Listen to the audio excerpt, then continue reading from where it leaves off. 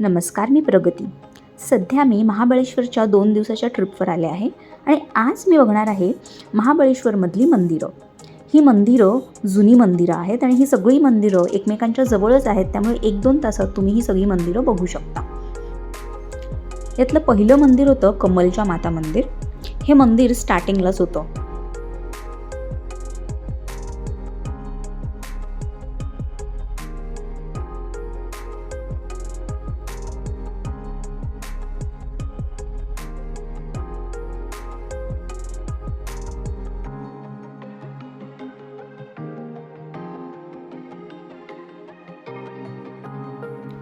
आता मी जाते पुढच्या मंदिरामध्ये.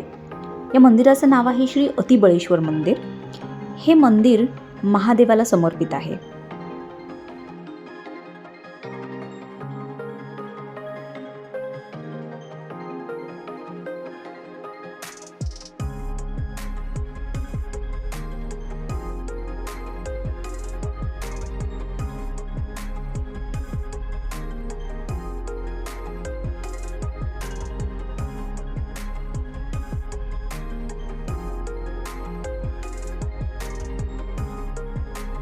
आता मी जाते पुढचं मंदिर पाहायला. या मंदिराचं नाव आहे पंचगंगा मंदिर. या मंदिरात कृष्णा, कोयना, वेण्णा, सावित्री आणि गायत्री या 5 नद्यांचा उगम होतो. म्हणूनच या मंदिराला पंचगंगा मंदिर असं नाव दिलंय.